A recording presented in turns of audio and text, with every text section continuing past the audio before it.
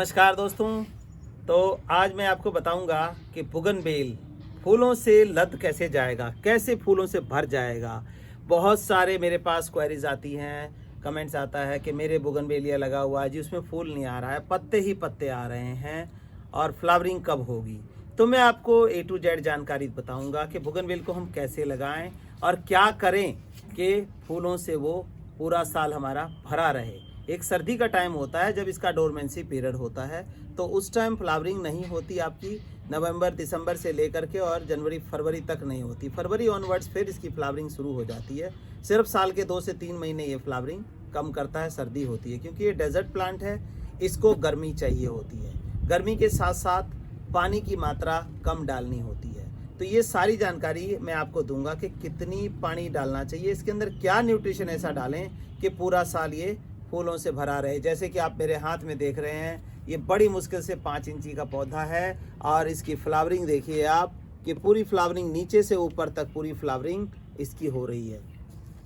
तो आपके बड़े बड़े फूलों में नहीं आता है, लेकिन मेरे ये छोटे से थैली में लगे हुए प्लांट के अंदर इतनी फ्लावरिंग है। इसके पीछे का कारण आज आपको मैं बताऊंगा, डिटेल से बताऊंगा। तो उम्मीद है लास्ट टाइम तक आप इसको देखेंगे। तो बोगनवेल लगाने के लिए हमें 8 इंची 6 इंची गमला नहीं लेना चाहिए। कम से कम आप 10 इंची के गमले का चयन करें, जिसमें 5 से 6 साल आपकी बोगनवेलिया एक ही गमले में चल जाएगी। इसके बाद रिपोर्टिंग करनी होती है। अगर 12-14 इंची में लगाते हैं तो और भी बढ़िया है, वो 8-10 साल तक आपका निकाल देगा। तो 5 से 6 साल के लिए मैंने ये 10 इंची का हमने मिट्टी का पॉट चूज किया है। मिट्टी का पॉट इसलिए क्योंकि मिट्टी के पॉट में क्या है कि जो है ना, हीट ट्रैप नहीं होती है और हमारा गमला मिट्टी जो ठंडी रहती है तो पौधे अच्छे से सर्वाइव कर पाते हैं। अब ये देखिए, हमने ये लिया, अब गमले में मिट्टी है, या तो मिक्सर करें, अगर गमले का मिक्सर की बात करें तो देखिए, एक तो और क्लियर कर दूं कि सुराख गमले में ज़रूर होना चाहिए। नीचे से ये देखिए, ये सुराख होल जो है ज़रूर होना चाहिए। उसके ऊपर एक टिपरी रखिए ताकि एयर पासिंग जो है इसकी होती रहे और एक्स्ट्रा वाटर जो बरसात के टाइम में है वो भी इससे निकल जाए। तो हमें ये मिट्टी गमले में भरी हुई है, अगर ना भरी हुई हो तो हमें 7:1 का रेशो मटेरियल का लेना है। लेकिन उसमें जैसा कि मैंने बताया कि ये डेजर्ट प्लांट है, बोगनवेल एक डेजर्ट प्लांट है। डेजर्ट प्लांट को क्या है, कैल्शियम की मात्रा ज़्यादा चाहिए होती है। जैसे कि रेगिस्तान में रेत और पत्थर के बीच में ये होता है, तो उसको कैल्शियम की मात्रा ज़्यादा चाहिए। कैल्शियम के लिए हम क्या यूज़ करते हैं वो दिखा दूं मैं आपको। कैल्शियम के लिए हम इसको देने के लिए घर में, ये देखिए, ये स्टोन डस्ट है। और बहुत सारे लोग पूछते हैं स्टोन डस्ट होता क्या है। स्टोन डस्ट का शुद्ध हिंदी नाम बोले तो पत्थर का चूरा, पत्थर का पिसा हुआ पाउडर है ये। इसको कैल्शियम के लिए यूज़ करते हैं। अब इसको इस गमले में, हमें छोटा पौधा है लेकिन फिर भी हम इसको 2 मुट्ठी हम 10 इंची गमले में डालेंगे और अच्छे से मिक्स कर देंगे। ये हमने डाला और ये मिट्टी लेकर के इसके अंदर मिक्स कर दिया हमने। और न्यूट्रिशन के लिए हमें क्या देना है, हमें देना है ये जो लीफ कंपोस्ट हमारी पत्तों की खाद है, जिसके अंदर सारे मल्टी न्यूट्रिएंट्स हैं, इसको हमने ऐसे डालना है। तो इसको 4 मुट्ठी हम ये डालेंगे, ठीक है जी। 2 हमने पहले डाल दिया, 2 बाद में डाल देंगे। और एंटी फंगल, जो फंगस ना लगे उसके लिए नेचुरल सोर्स हमारा होता है, ये है नीम खली, जो कि हमारे पास अवेलेबल होती है। ये नीम खली हमारी पिसाई हुई होती है। तो नीम खली को हम 1 मुट्ठी नीम खली डाल देंगे, एंटी फंगल रह गया ये प्रॉपर्टीज़ इसके अंदर। इसके बाद इसकी मिक्सिंग हम अच्छे से, इसकी मिक्सिंग ऐसे कर देंगे। ये देखिए, इस तरह से मिक्सिंग हो गई इसकी। कोई लंबा चौड़ा प्रोसेस नहीं करना है।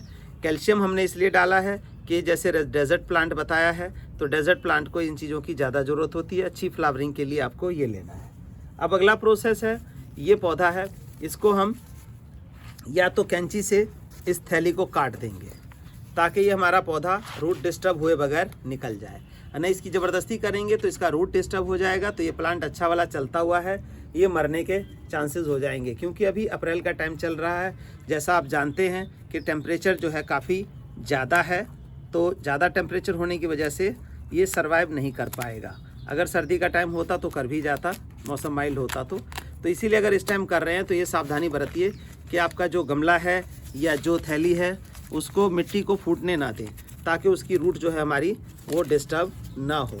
अब ये देखिए, एज़ इट इज़ हमने इसको निकाला और एज़ इट इज़ हम इसको, ये देखिए, ये थैली हमने निकाली और ये हमारा एज़ इट इज़ ये लग गया, छोटे से मिट्टी में लगा हुआ है। फ्लावरिंग देखिए इसमें अल्टीमेट आ रही है। इसको हम बीच में से मिट्टी हमने मिला दिया। अब इसके अंदर ये फिट कर दिया हमने। बहुत ज़्यादा नीचे नहीं ले जाना है, आपको ये ध्यान देना है कि बहुत ज़्यादा नीचे जाएगा तो भी दिक्कत है। तो एक सेटिंग इसकी इस हिसाब से बन जानी चाहिए आपकी।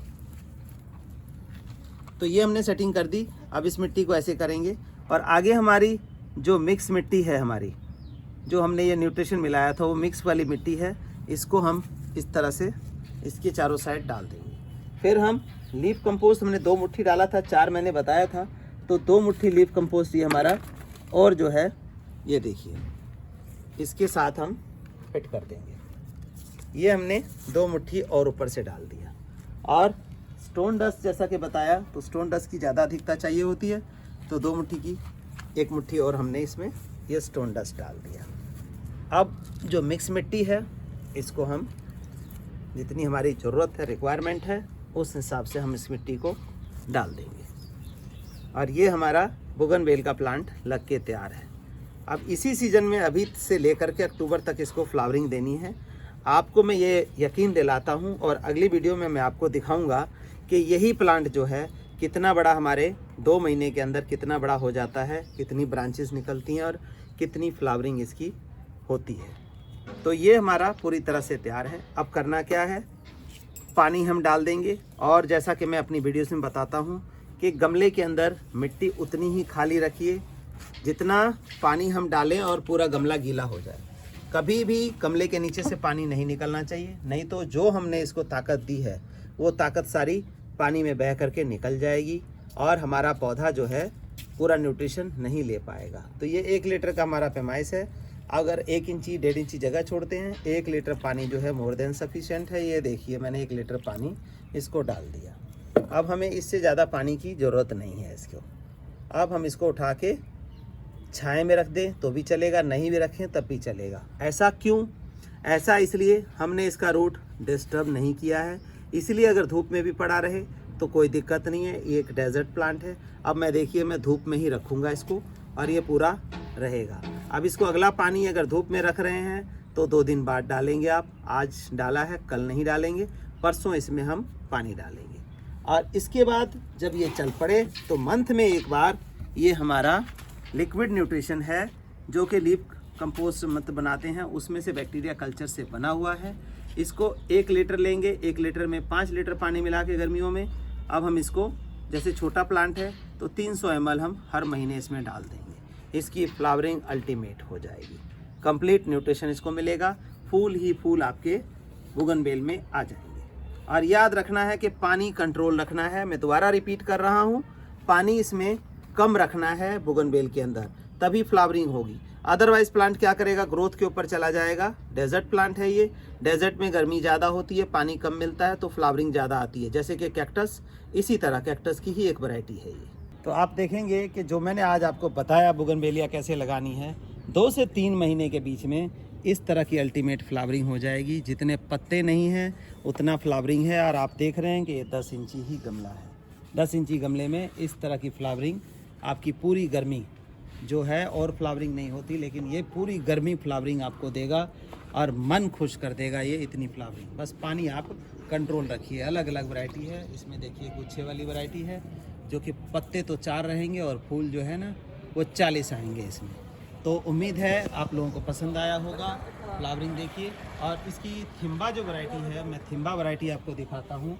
थिम्बा वैरायटी देखिए कि एक पौधा है ये सिंगल पौधा है, और सिंगल पौधे में देखिए 2 तरह के फूल हैं। ये देखिए इसमें वाइट भी होगा, इसको थिम्बा वैरायटी बोलते हैं। कि पौधे में वाइट और पिंक दोनों कलर के फूल हैं।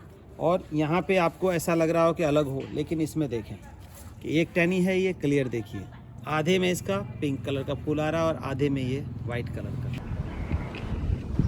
धन्यवाद। आप सभी को क्लियर हो गया होगा, नहीं हो तो कमेंट बॉक्स में आप पूछ सकते हैं।